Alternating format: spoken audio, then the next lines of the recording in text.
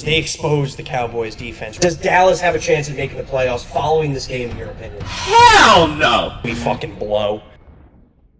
Dean, there's a lot of shit that went on this week, even Sunday. What would you like to go into first? I think we do have to go the best game of the week. And I don't even think it's deniable at this point, right? It was Dallas Giants.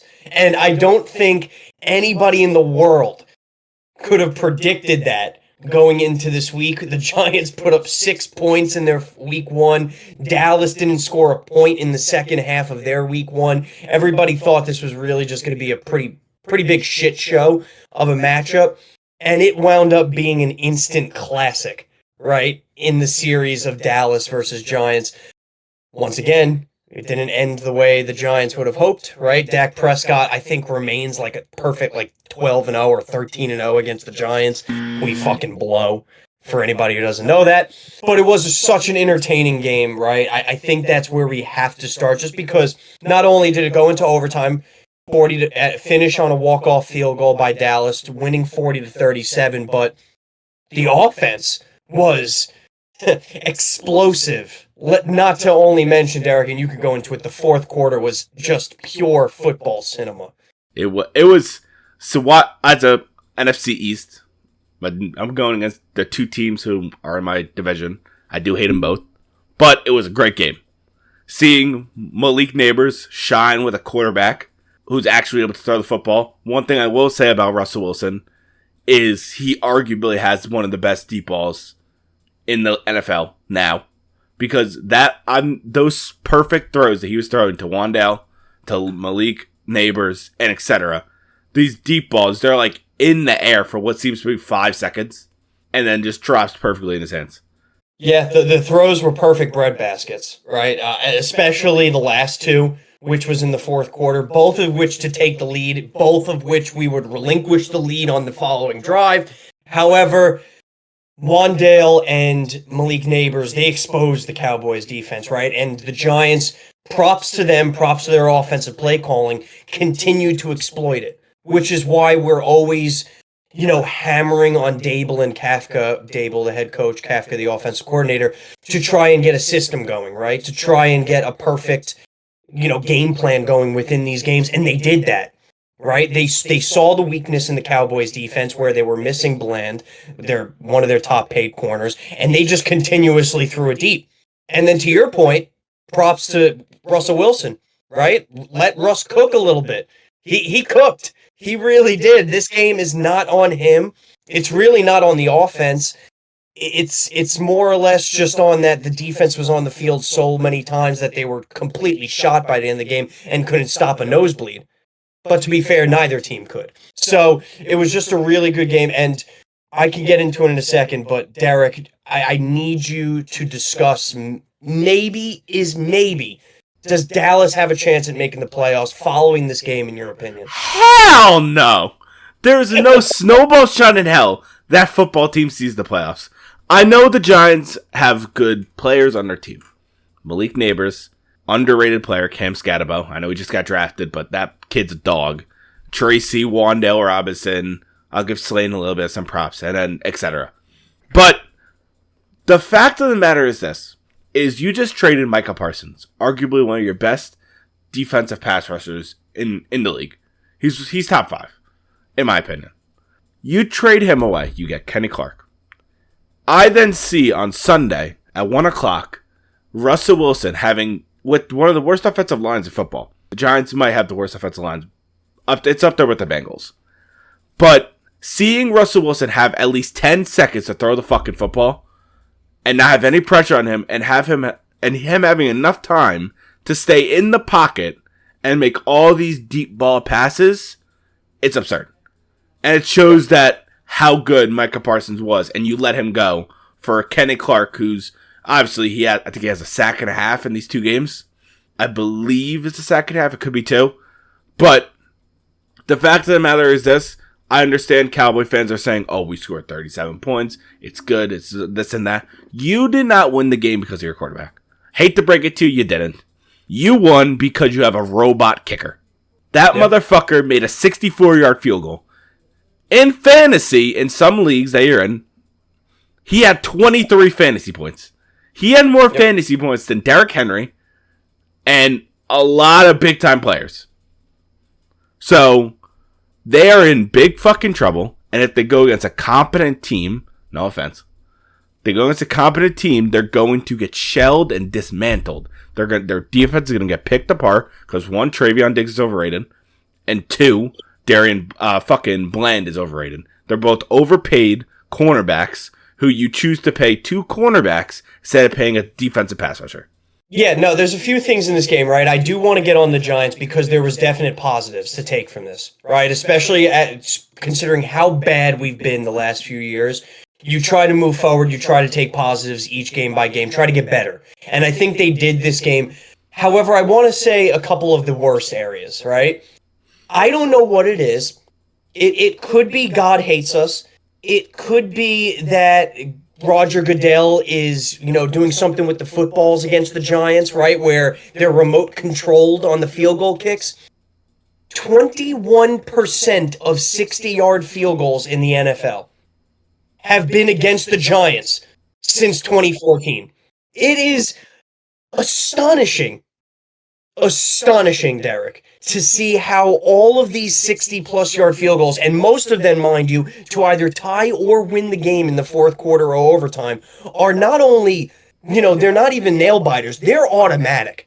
They're right down the fucking middle. There is no ifs, ands, or buts about it. You could literally send a freight train through the line, and somehow the football is just going to go right through it into the uprights. It's astonishing to me. I think there's foul play, and I'm going to have to email the NFL about this. They're not going to email you back. That being said, unfortunately, you can't do anything about this, right? Especially when you're going against a guy like Aubrey, who is quite literally, as you mentioned, the word automatic. The other disappointing thing is the Giants maybe have the worst offensive lineman left tackle backup in the entire NFL. If you watch the first drive, anybody out there, he had an NFL record-breaking 4 penalties. 4 penalties in the first drive alone. 2 personal fouls where one of them he literally just punched a guy in the head for no particular reason. And then 2 false starts. Horrific. Absolutely horrific. Andrew Thomas, if you are listening to me, for the love of God, get healthy and get back in the game. Right? That's I wanted to go to the negatives first. Now you got to look at the positives, right? You mentioned a couple of them already, Derek. Malik Neighbors seems to continue to be a legit wide receiver, top 5 maybe in the NFL, which is awesome to see, right? The Giants, when they've been successful back then, have always had good receivers, whether you look at 2007 where they had Toomer and Plaxico Burress, or whether you look at 2011 where they had Akeem Nicks and Victor Cruz, right? They're always centered around good offensive weapons. Number 2, you mentioned as well, Derek, Cam Scatabo. This kid looks electric. When he runs the ball, you want to run through a wall watching him play. It's awesome to see. It's kind of astonishing that he even got to the 4th round, right? When you watch him run the football. Then you got to look at some other things. You mentioned we do have one of the worst offensive lines in the league. However, they were able to give a little bit of time to Russell Wilson. So maybe they're improving. Maybe. I don't want to go too deep into that because maybe next week they give up 7 sacks and I want to blow my head off again. So I don't want to get too deep into that. And then other areas that you could just look into, coaching, which is a huge one, which is always the center of focus around the Giants because obviously going into this year, we thought Dable was going to be on the hot seat. We thought Joe Schoen was going to be on the hot seat. They probably still are, but this was a very good coached game by Brian Dable, by the offensive coordinator, Mike Kafka. So it's definitely good to see. They definitely have some more work to do, especially going into this week against Kansas City. But overall, I'm kind of pleased with the game, despite the loss. Yeah, you didn't lose to the Cowboys as a team because CeeDee Lamb still sucks. I'm kidding. He's still good. He had a semi comeback week. George Pickens seems like a waste of space though. He literally, I don't know what it is. He just visibly looking at it doesn't look like he fits on the team. But hey, now I have to ask you a question. This week we saw Jackson Dart be implemented into some plays with the read options to change the vision on, instead of Russell Wilson doing a read option, it's Jackson Dart. How do you feel about the Giants implementing that into their playbook? Good and bad. the good side of it is I've been vocal about this. I don't want him to touch the field this year as a quarterback because I want him to sit behind veterans like Russell Wilson, like Jameis Winston, and learn. You see a lot of quarterbacks around the NFL have success that way, and personally, I just think that's the way to go, especially with a young kid who has good talent, but he's raw. So I do like the fact that they're able to get him on the field a little bit, right? Just to give him that taste of game time without him having to throw a pass, without having him, too much pressure on him. As you saw, the one play that he actually did keep it, he slipped. So those nerves were there. I get it. So I'm okay with that. I'm okay with him seeing the field, these 1-2 plays, read options, maybe even throwing the ball once or twice, just to try to give him a taste of the NFL, the fan experience, all that, the pressure. On the flip side of it, right, I don't like it because now you're setting the precedent of him coming into the game and defenses are literally just going to start thinking run. And I don't want him to have that mindset either because he is much more than a running quarterback. He has a very good arm. He has a very good mental for the game, for the playbook. If you're going to bring him in for these 1 games, I do want to see Dable implement maybe the threat of a pass, right? Maybe a little rollout pass to a tight end or something like that, just to keep defenses thinking, just to keep Dart sharp. I don't want him to get so run happy. That's when injuries happen. That's when bad things happen, and I don't want that. So it's good and bad. I don't mind it. Right? It's when he officially starts a game, if it's going to happen this year, then I'm going to be a little pissed. But for now, I'm okay with it. All right, because obviously for some Giants fans, they're just like you. They don't want to see Jackson Dart in. They want to see him I'm going to call it the Patrick Mahomes method. Sit behind a veteran quarterback, see how they are, see the playbook, learn the playbook, play the next year when the contract is done. Which I really like. It's kind of it's not really what the Eagles said, but it's good to have a quarterback sit behind veterans. It's what Mahomes did. It's what Jordan Love did, which was a huge thing for him. It's what a lot of good quarterbacks do. It's becoming more popular in the league now, right? And the mindset is tough because when you draft a quarterback in the first round, your entire franchise is expecting him to start right away. Exactly. So I get that portion of it, but at the same time, you want to do what's best for him and your team, so you have to maybe take it slow sometimes. You can't just throw him right into the fire, especially when the team has no aspirations of making the playoffs. Exactly. Dean, is there anything more you would like to discuss about this game? No, I think we hit it. Definitely didn't expect going into this podcast or this week to kind of have the words utter my mouth.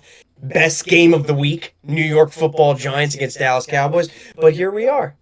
Yeah.